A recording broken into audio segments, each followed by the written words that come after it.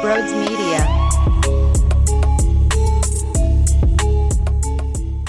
All right, before we talk about that slop fest, if you're new to the channel, make sure you hit that subscribe button and that thumbs up button. We are on the road to 20,000 subscribers, and we break down Philly sports every day in pain, and it hurts and it sucks, but we have to rant, we have to vent somehow. This is how we do it. On Twitter, at Brodes81. That's my personal Twitter account. Hit the follow button there as well. I greatly appreciate all the support. I love you guys so much, and enjoy the show.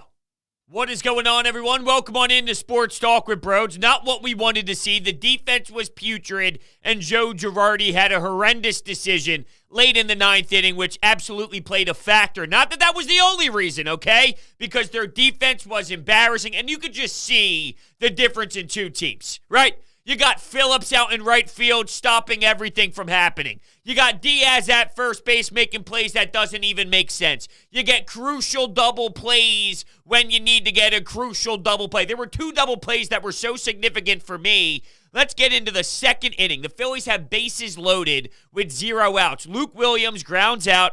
They get 2 outs. 1 run does score, but after that, Randy Arozarena out in left field makes a diving effort catch on Zack Wheeler to rob him from an RBI, which now it's 1-0 when it could have been, 2, 3, 4-0 early against a very good team. That's disgusting. Then you go to the 8th inning. I don't want to jump all two around this early, but I'm going to anyway. Here's Rhys Hoskins with a big bomb in the 8th to tie the game 4-4. Well, what happened before? JT Realmuto gets a single, and Bryce Harper smokes the ball. It stopped. They turn 2. That Rhys Hoskins homer was only a solo shot instead of a 3-run shot. And who knows what happens then? Who knows how that starts the domino effect of maybe Joe Girardi's decision to go to the bullpen.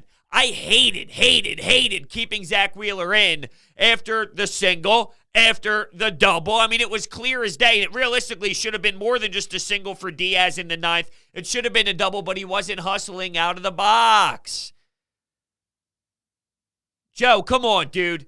And this is a lot different from Aaron Nola starting, because I got all sorts of tweets. I tweeted out, I have no idea what Joe Girardi's doing. Bro, you defended him the last time for keeping in Nola, and you mentioned that Nola and Wheeler you give the nod to. Yeah, you do. You do give the nod, but then at some point you recognize he's getting shelled. And after the game, Joe just keeps mentioning that he loved his stuff. His stuff was flat in the 9th inning. That was obvious as can be. Love the changeup, love the cutter, love what he was working with early. It's everything that we normally see when Zack Wheeler's on the mound, and that's why that he had double-digit Ks. That's why he was magnificent and a star. But in the 9th, everyone and their mother could see it. And don't tell me that that ground ball didn't go over the bag and that was the problem. No, that wasn't the problem. I got no issues with the call. That's one of those calls, flip a damn coin. I got nothing for you.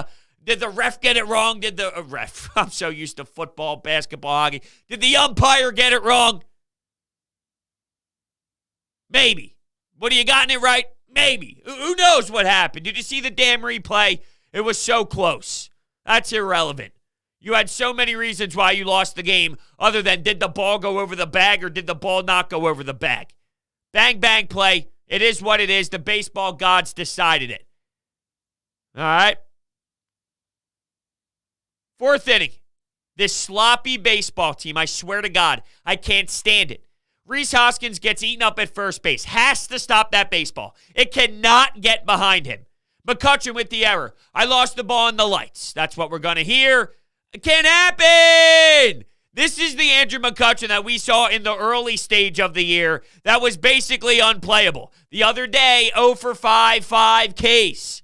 Right now, the ball's hitting him right in his palm, and he's missing it. And to be honest with you, I'm sure it was just because he was in disbelief, and he was so disappointed in himself. But the facial expression and the awkwardness of the smile and all, I just didn't like the way it looked. But, you know, Kutch is a pro's pro, and I'd imagine he's so much in shock mode that actually went down, that it was a sarcastic, painful laugh than anything else. Just a bizarre response, though, from my couch watching what his facial expression was in that instant moment. The shock mode played a factor, I'm sure, though.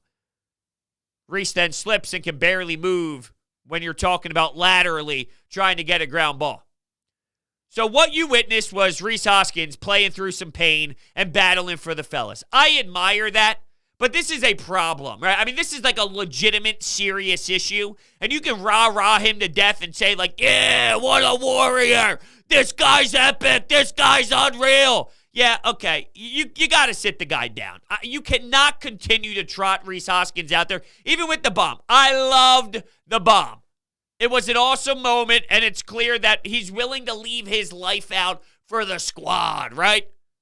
He's being that emotional support. There's a spark in that. The team knowing what he's going through. The team knowing what type of pain he's in. I got you, fellas. We talk about leadership. That is an element of leadership.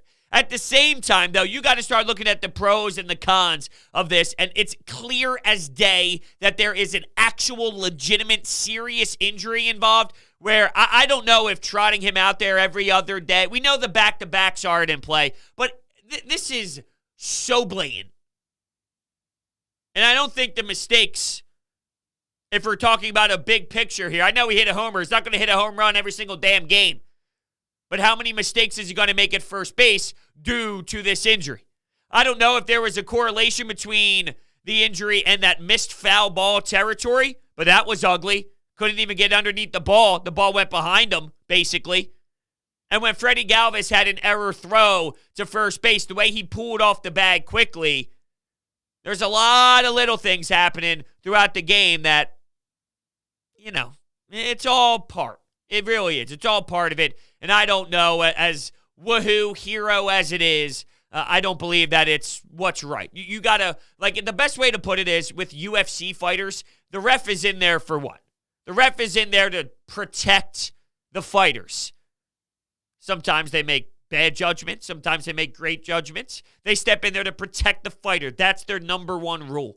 Well, as a franchise, you have to protect Rhys Hoskins no matter how much he wants to play, no matter how much he wants to beg. And normally we're on the other side, right? We want you to play through this and show everybody your commitment. There's a line, though. We see your commitment, Rhys. We know it's in there. We got you. We also want to protect yourself from yourself, basically. Your competitive fire is going a bit too far right now.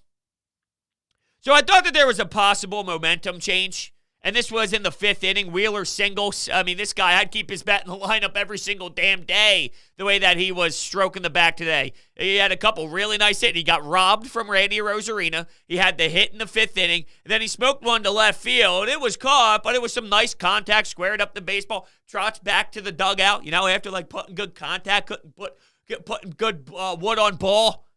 If I could speak, that would be nice. That is my job. So maybe I can get better at that. Fifth inning, Wheeler singles. Gene hustles to beat out a play at first base. Bryce Harper with a 445-foot bomb. This thing was nuked. This thing was killed. How can you possibly hit a baseball 445 feet? Honestly, think about what that feels like when you drive and make contact in the middle of the zone. I couldn't even imagine what that feeling is like. Explosive. 445? Now you tied the baseball game up. But right after that, you get Zack Wheeler in the following half part of that inning. Or, that would be the top of the sixth inning. So the next inning. 200 strikeout for Wheeler. On the same exact play of a strikeout throwout down the second, where JT Realmuto throws a nice ball. And the tag by Freddie Galvis, too, when you see the slow motion as they're going to break. Bang. Perfect. Boom. There's some life in the building. Citizens Bank Park has a bit of juice. Well, that juice died eventually. Oh, that juice died eventually. And it really, you think about Zack Wheeler. It goes back to Zack Wheeler in that ninth inning. But here's the problem, right? You talk about the sloppy defense. You talk about the mistakes. It forces Zack Wheeler, even though he kept his pitch count low and he was in a good spot, let's talk about maybe being 12 pitches earlier.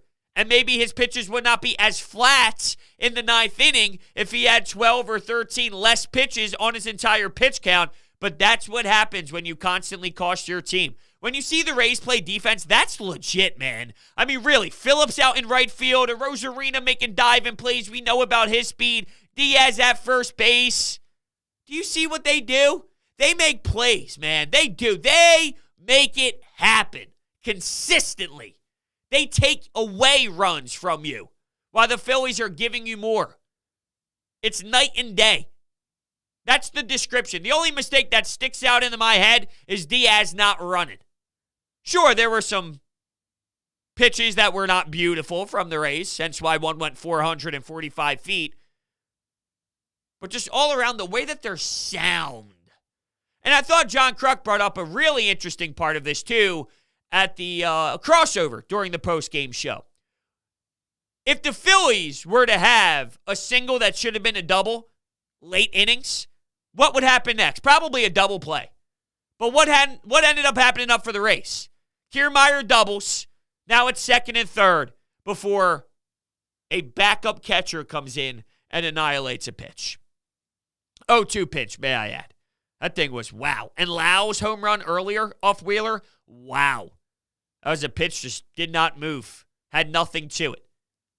My point, though, and the point that Kruk brought up, the Rays are constantly going to help their team out.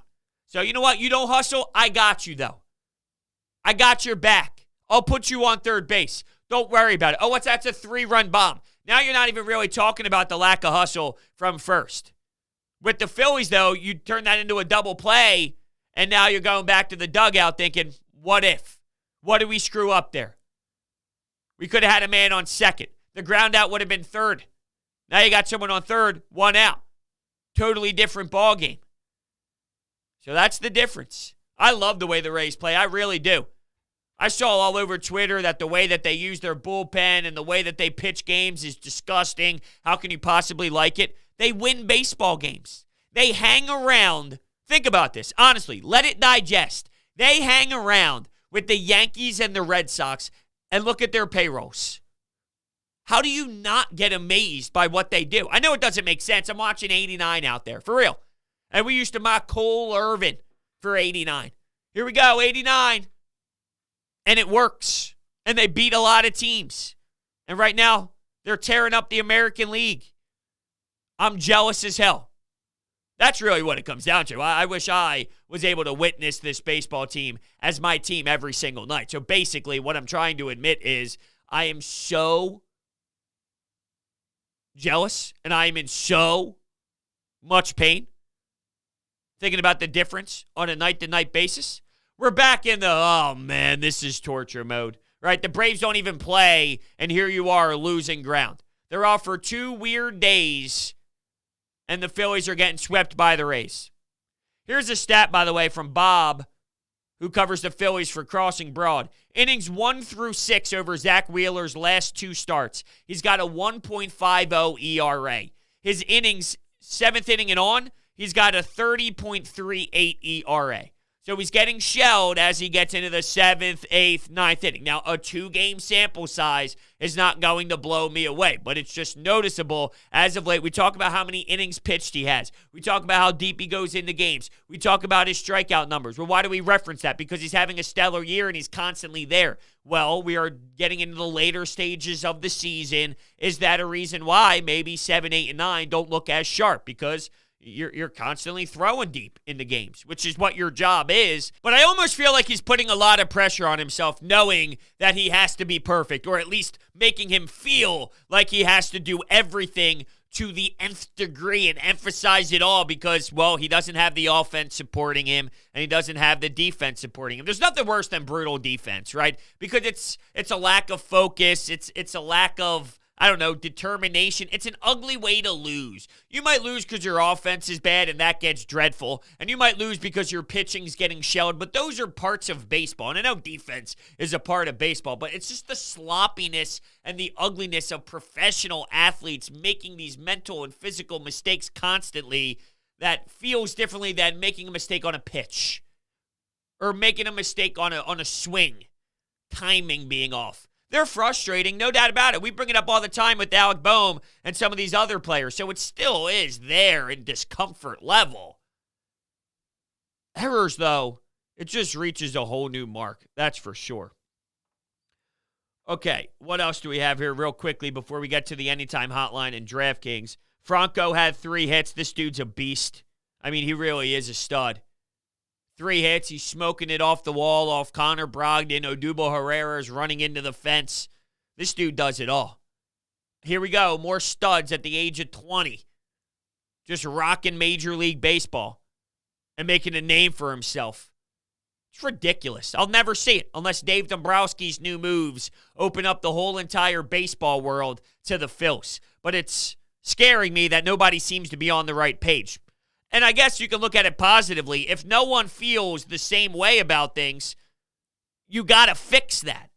So knowing that it's all over the map right now, okay, and they're open about it as we're hearing from Dave Dombrowski, but that's not shocking compared to the results that we've been seeing, right? So we knew that. We knew behind the scenes it was a mess. So they're open about it now, and Dave Dombrowski's trying to fix it. I guess there's your optimistic view. There's one way to go. It can't get worse, right? I mean, please tell me it can't get worse prospect-wise, so we can only go in one direction, and give it a new, fresh regime, a new, fresh identity is what Dave is trying to do. And what I'm trying to do is tell you about DraftKings Sportsbook. The NFL is back, and DraftKings Sportsbook, an official sports betting partner of the NFL, is giving all new players a can't-miss offer for Week 1.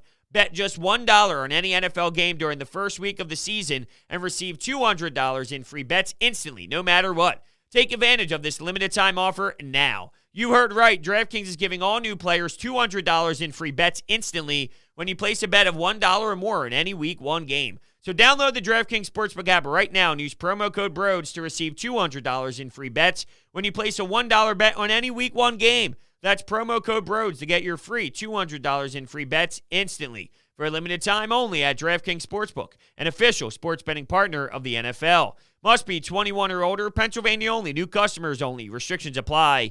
See partnership with Meadows Racetrack and Casino. See DraftKings.com/sportsbook for details. Gambling problem? Call 1-800-GAMBLER. Okay, you know the deal. Let's hear from you. The Anytime Hotline, 856-442-9805 is the phone number to climb in after games are over if you want your voice to be displayed here on Sports Talk with Brodes. All right, let's kick things off right now. Bro, I don't know what I just saw. What possible explanation could Girardi have for leaving Wheeler out there in the ninth? The ninth. After already giving up 4 runs. Did everybody in the bullpen get shot at the same time?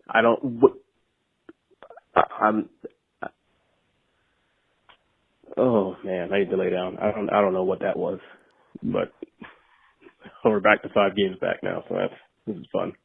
You know what else is funny? They're 500. This team is built to be 500. They will always be in that 500 range. It's so ridiculous. It's like they're a magnet, right? 500 is a magnet, and they're just getting sucked back. No matter how much they go away, eventually that magnet just gets sucked back together, and that's the Phillies in 500 baseball. They are the duo. You talk about peanut butter and jelly. You talk about the best duos of all time. Well, damn it, the Phillies and 500 baseball is a duo that's at the top of the damn list, because they're constantly glued together every single year. I don't know what Joe was thinking. In the ninth, you give him the nod, and then you see the single and the double, and it should have been 2 doubles in a row, and you just stick with him, and then an 0-2 pitch gets crucified. What are we doing, Joe? And it's not the same as last time. You think about the pitchers in the pen that were ready to rock. When Nola was in the game against the Padres, by the way, it was a 3-1 lead with 2 outs. This game was tied 4-4 in the 9th inning, so it's not even close. And I do mean this. I thought Aaron Nola was crisper, which isn't a knock on Zack Wheeler, even though Zack Wheeler had some nasty stuff. But Aaron Nola's start was money, and that was really sensational. And the difference between the two, though, is, well, the bullpen. When Aaron Nola was starting, you had to worry about what Hector Neris threw the night before. You had to worry about what happened with Ian Kennedy, who threw 30 pitches. So, well, what do we do with that bullpen? This was totally different. And this ties together with where Dave Dombrowski is right now with the analytical world versus the gut feel. What does Joe Girardi do? I honestly would love to know. Is it gut one night and analytics the next? You need to have an idea. You need to have a concept. What are your beliefs as a team? And it seems it's not one or the other. It's all over the map. You need to come together as an identity and say, what do we do? What do we want to believe in? How do we want to operate? Not, well, Matt Moore, 6 innings, no hit ball, but it's Matt Moore. Let's use analytics to go to the bullpen and then just force Zack Wheeler out there basically blindfolded. I trust my aces of the staff, the number ones, the number twos, more than I do anybody else. But then there's a line where you just go into stupidity. There's a line where you just cross it and you're not even using baseball knowledge anymore. You're just being dumb because of who that pitcher is. There's times to be dumb and times to be, there's times to be aggressive, but there's a line where you become a dumb decision maker in a moment. And that's what happened with Joe Girardi there. All right, let's take the next call. What's up, man? Another sweep.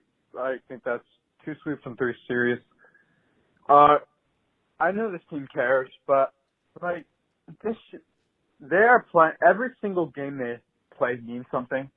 You look and you see these teams that are leading division and they're up by like 10 games. It's like them playing every game to those players must be really boring, knowing that it doesn't really mean anything. But for the Phillies, they should be having fun. They should be having a lot of fun knowing that every single game they play is so important. That should be fun to them. That's baseball. That's the sport. That's every sport. It should make it really fun for them. So I'll push back a little bit. If you think about being 10 games up in a division, that's not boring, trust me. You love going to the ballpark every day. You're a good baseball team. You're going to be seeing playoff baseball. You have a championship on your mind, right? Trust me, that's not boring. Oh, let's just go to the ballpark today and do whatever and not have fun. Like, no, they're going to love it.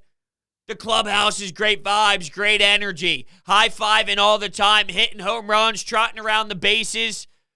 Packed barn, right? You're probably having a phenomenal atmosphere at home. The crowd's going crazy. The city's behind you.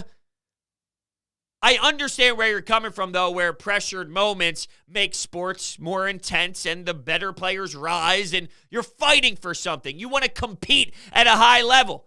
The difference, though, is you're not good. You're not good. That's why they're coming up small. That's why they're not having fun. They're not a good baseball team. They lack fundamentals. They make mistakes all the time. They cost themselves because they shoot themselves in the foot a lot of times. That gets tiring. Over 162, it settles in. All right, we have to stop pretending something else is in here. This defines the Phillies. And we somewhat knew that. Dave Dombrowski made that very, very known early on. Basically admitting that they're built through their offense and defensive woes is going to be a theme that you see with this team, but it's how much you can score to make up for those mistakes. Well, guess what? It's not enough. That's for damn sure. It's not even close to being enough. And the defense is so ugly, you thought it was just going to be whatever. No. It's like, let's vomit. Let's throw up in Jetro next to my car. Or maybe next to the porta potty as I'm walking to the Wells Fargo Center or Citizens Bank Park through Jetro. Pathetic. Makes me sick. So that's why. To answer your question, why aren't they having fun? Why can't they just have fun? Because they're not good. They're not good. If you were a competitive team fighting for the division lead, and because you're two good teams, Giants, Dodgers, all right, whoever wins the division, you could tip your cap to them and say, all right, well, I'll see you down the road. All right, maybe we'll see each other down the road here. But you guys, you both earn being there. Compared to you just hanging around because nobody truly took possession of the division. It's two different feels for sure. All right, what's next here? Well, there you go.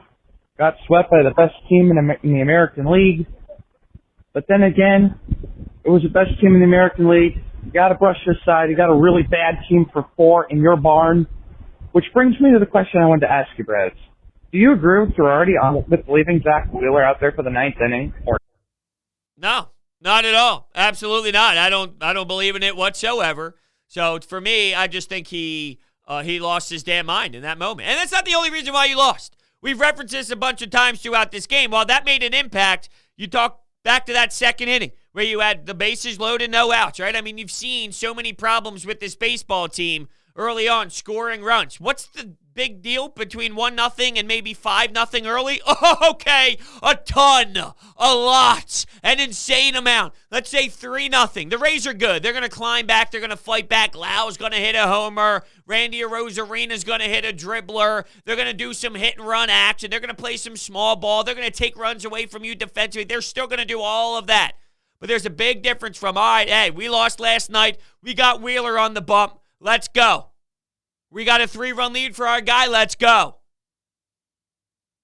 Come on, Joe. Now, you call often. This is a common caller, and I can't appreciate that enough. I just want to throw out there that for me personally, and you're entitled to your own opinion, and I love hearing everybody's opinion, so continue to call in, continue to share how you feel. I'm just not on the same page. Let's see what happens against the Diamondbacks. Well, that's all great and dandy, but you just got swept by the Diamondbacks in Arizona. You're telling me that we're now, going to be okay with a series win? 3 wins against the Diamondbacks in a 4-game set? Isn't that just even? Isn't that just washing each other out? And even if they sweep them in a 4-gamer, you're still just evening it out at the same time because of how ugly that was. You know what washing out means? 500. You know what this baseball team is? 500. You know what the best duo in sports is? 500 Phillies baseball. So you're basically getting, if they are to do that, that's even if they are to do that, they could go 2-2. They could split that series. They could go 1-3. They might get swept. I would love to see their mental makeup, though, because they know. They haven't forgotten. It is a fresh wound right now. So they know there's pressure on them to complete this job. And there's really only one answer. 4-0. 4-0. And even going 4-0 won't really move the needle for anybody. But that's your only answer right now. It starts there, and after that, you take a step in a different direction. All right, let's take another one. Well, after tonight's loss against the Rays, it got me thinking that maybe we should be using the closer a bit more. But I can understand, with Zack Wheeler, he pitched a pretty good game, that maybe you could keep him out there. But in a tied game at around 100 pitches, his workload has been quite a bit this year. So maybe after Aaron Nola and after Zack Wheeler, I think we should maybe go to the bullpen a bit more because it has been a lot more passable as of late. But yeah, you're absolutely right. They created this new role for specific players, and they kind of found who they're supposed to be back there. It doesn't work every night. Archie Bradley the other night got shelled, but he put together so many good performances in a row. He was due for a hiccup. That was his hiccup. But for the most part, they have learned who they are with Hector Neris not closing, Ian Kennedy closing, Archie Bradley being a late guy. It's been really fantastic, so you would think you would rely on that, knowing the usage rate for Zack Wheeler for so many innings now. It was going to come down at some point, and you saw how flat it was. You really did. You saw the flat pitches. You saw how they were just being left over the plate, and after the first 2 batters, you stick with it. It really is disappointing from Joe's angle there. It's a lot of innings for Wheeler to this point. They're 0-6 in their last Aaron Nola and Zack Wheeler starts, by the way. Unacceptable. I just got a text message from Mike Gill of 97.3 ESPN. I used to make fun of him all the time because he watches this disgusting show called My Feet Are Killing Me, and he just sent me this foot of like a filthy, I don't even know what this is. I can't believe he watches this garbage. But I responded with, you sicko, looks better than the Phillies defense, though. And I'm not wrong with that assessment. That is baseball assessment. That's why you guys come to this show. Because I just give it to you how it is. Here we go. Last caller. I can't believe I'm saying this. It hurts my soul that I'm saying this. But Gabe Kapler is laughing at us right now.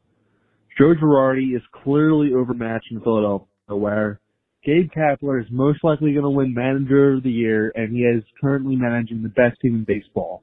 And that team he's managing has nowhere near the talent on paper that the Phillies have. This is absolutely embarrassing, and he is probably cracking his ass off in the yoga studio he's currently in. So you're basically seeing a 40-game over 500 San Francisco Giants team. I have to give credit to Gabe Kapler. I believe that he really took the knowledge that he got in Philly and went to a different city and a different team and applied what he did wrong, changed himself as a manager. I heard from people who are deep inside the Phillies who said, look, it was a problem here. What he's doing in San Francisco is great and all, but it did not work here. He did not connect at all with this clubhouse, and he was fresh. He was new. He didn't really know how to handle himself at the majors. It seemed he kind of worked at it, and, you know, in a non-weird way, right? Like, you look at Gabe Kapler, you see a dude who's jacked, who's in the gym. Right? Like, he's got this mentality of, you know, competing against himself, getting bigger. Like, he's wired in that way from this competitor, like athletic bodybuilding standpoint. I think he applied that to his managerial decisions where it's like, I'm going to win this battle against managing. Like, I'm going to prove that I'm a good manager. I'm going to change, tweak. I'm going to study. I'm going to do everything I can, just like he does in the weight room to get bigger. He does that. Like, that's a character trait is what it is. And I think that's one of the reasons why. Look, you can give Gabe Kapler a lot of credit, but the team is playing well. That's why they're 40 games, almost 40 games over 500.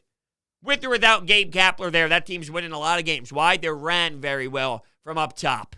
They know what they're doing in the inside of their organization. They're making moves at the deadline. That's like, what? What are we doing here? Savvy moves. It's just very well executed from the top down. With Joe, I don't like what he's done this year. It's been bad. But I always go back to this at the end of the day. We fired Joe. Let's just say, hypothetically, we fired Joe. We fired Gabe. What are we going to do? Fire the next two until the franchise has better players? Because that's a problem. The players aren't good enough. On paper, off paper, I don't give a damn. I'm telling you, the players are not good enough. That's why Joe Girardi looks like a slob more times than not. With Joe's options and choices, yeah, sometimes he fumbles the bag. But guess what? He doesn't have a lot of options. You're playing Brad Miller, Torreyes, Freddie Galvis. Like, think about what you're trotting out there consistently. Torreyes, look, I love it and all, but come on. Freddie Galvis, Brad Miller, McCutchen can barely play anymore. Odubel Herrera, best option at center field, still not a great option. So we're going to keep firing managers until the roster is actually good. And then you'll be happy with whatever manager's in there at the time who gets luckily paired together with the roster that's rebuilt, if it ever does get good again. And that doesn't take Joe off the hook. I thought he sucked tonight, and he sucked this season in general. You give him good players, though, I think it turns out differently. The Yankees hate Aaron Boone. They love Aaron Boone. They hate Aaron Boone. They love Aaron Boone. When do they love Aaron Boone? When they're winning 11 straight. When do they hate Aaron Boone? When they're losing a bunch of games. What's different? The players are executing. You can make bad decisions with a good team. It happens. But the players are the number one reason for me, even after a night like this. So with that being said, I want to thank everybody so much for hanging out. Hit that thumbs up button. Subscribe. You are the best, and I will see you next time.